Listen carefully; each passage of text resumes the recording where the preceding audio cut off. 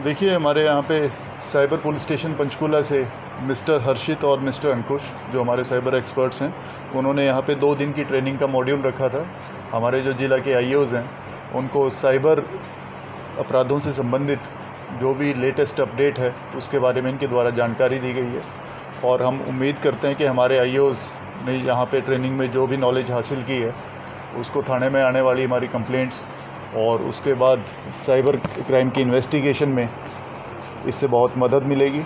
और हम कोशिश करेंगे कि जो हमारे साइबर अपराध ज़िले में दर्ज हो रहे हैं, उनको जल्दी से जल्दी ट्रेस किया जाए और लोगों को भी जागरूक किया जाए कि किस प्रकार से साइबर अपराधों से उन्होंने अपना बचाव करना है। श्रीमान जी, जैसे देखा जाता है जो ऑननेट पैसे निकाल लिए जाते हैं और वो फर्जी खाते मिलते हैं और जिससे कॉल भी आती है वो भी फर्जी आईडी से होती है, उसके बारे में क्या होगा?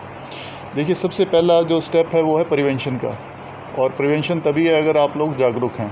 तो उसके लिए भी पुलिस समय समय पे हम अखबार के माध्यम से भी और दूसरे माध्यम से भी लोगों को जागरूक करने की कोशिश करते हैं कि किस तरीके से फ्रॉडस्टर अलग अलग माध्यम से लोगों को कॉल करते हैं, उनको बेवकूफ़ बनाते हैं और उनके जो मेहनत की कमाई है उसको लूट के ले जाते हैं। तो इसके लिए सबसे पहली चीज़ जागरूकता है। और दूसरा, अगर कोई इससे सफ़र भी हो जाता है, किसी के साथ साइबर अपराध हो जाता है, तो कैसे उसने जल्दी से जल्दी इस कंप्लेंट को किस माध्यम से रिपोर्ट करना है। रिपोर्टिंग भी, टाइमली रिपोर्टिंग ज़रूरी है, और रिपोर्टिंग के बाद हमारे जो आईओज़ हैं उनका टाइमली एक्शन ज़रूरी है। इसमें कोई डाउट नहीं है कि बहुत से फ्रॉड अकाउंट मिलते हैं, पुलिस उनके खिलाफ़ कार्रवाई भी करती है और काफ़ी अपराधी पकड़े भी जाते हैं। जैसा कि आजकल ऑनलाइन शॉपिंग के जरिए भी बात हो रही है, शॉपिंग की जाती है, उसके बावजूद कॉल आती है, भाई आपका शॉपक्लू में आपने ये प्रोडक्ट मंगवाया था, ये आईडी नंबर है, उसका सब कुछ है, पूरी डिटेल वो बताते हैं, भाई आपका फर्स्ट प्राइज क्या है, 1 करोड़ 12 करोड़ की गाड़ी आपके नाम से है, इतने पैसे आपको जमा करवाने होंगे। देखिए, पूरे का पूरा ऑर्गेनाइज्ड क्राइम है। इसको चलाने के पीछे भी जो फ्रॉडस्टर हैं वो भी पूरे ऑर्गेनाइज्ड हैं। हमारे लिए यही चैलेंज है और इसी चैलेंज से निपटने के लिए ही ये ट्रेनिंग बार बार बीच में करवाई जाती है, ताकि हमारे आईओज़ को इस चीज़ के लिए अपडेट किया जा सके।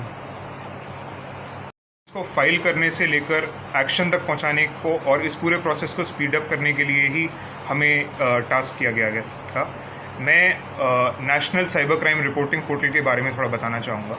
जो भी सिटीजन्स हमें देख पा रहे हैं, मैं उनसे यही रिक्वेस्ट करूँगा कि अगर आपके साथ कोई भी साइबर अपराध हो जाता है तो आप उसको national cyber crime reporting portal पर रिपोर्ट करें।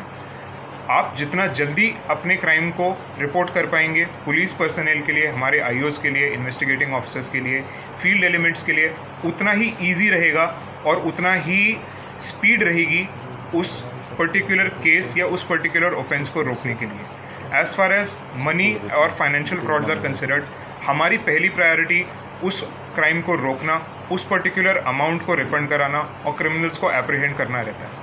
तो उसके लिए भी national cyber crime reporting portal पर जितना जल्द से जल्द कंप्लेंट फाइल की जाए उतना अच्छा रहेगा। बाकी हमें साइबर पुलिस स्टेशन पंचकुला से इस स्पेशलाइज्ड 2 दिन के एक रिगरस प्रोग्राम को रन करने के लिए कहा गया था। So the objective of our training was to speed the entire process और कंप्लेंट से लेकर कंक्लूजन और रिजल्ट्स, कन्विक्शंस तक पहुंचाने के लिए हमारा एक अटेम्प्ट रहेगा। सर, जैसा कि फ्रॉड नंबर्स की बात आती है, उसके बारे में क्या साइबर फ्रॉड नंबर्स को भी ध्यान में रखते हुए हम लोग डेटाबेस भी बना रहे हैं, साथ साथ इन्वेस्टिगेशंस जो हो रही हैं उनसे सीखे हुए डेटा को, उनसे प्राप्त किए गए डेटा को भी हम मैनेज कर रहे हैं, प्रोसेस कर रहे हैं और अपने आने वाली इन्वेस्टिगेशंस में यूज़ कर रहे हैं। ये रिगरस ट्रेनिंग प्रोग्राम का ऑब्जेक्टिव भी यही था, ताकि हम हर टाइप की सिचुएशन को कम से कम समय में डील करने के लिए प्रिपेयर्ड हो सकें। उसके बाद में जो यहाँ की साइबर क्राइम सेल है और साइबर सेल है, उन दोनों को क्लब करके एक प्रोसेस पूरा बनाया गया है, एक वर्क फ्लो बनाया गया है, जिसमें एनसीआरपी की जो कंप्लेंट्स आएंगी उनको किस तरह से फास्ट तरीके से उनको प्रोसेस करके एफआईआर तक ले जा करके कैसे उसको ट्रेस करना है और पुलिस स्टेशन में जो आईओ है उसको किस तरह से असिस्टेंस देना है। तो वो पूरा का पूरा एक वर्क फ्लो बनाया गया है और इस वर्कशॉप के बाद आप पाएंगे कि यहाँ पे जो साइबर क्राइम इन्वेस्टिगेशन है उसमें एक बहुत अच्छा एक रिजल्ट आएगा।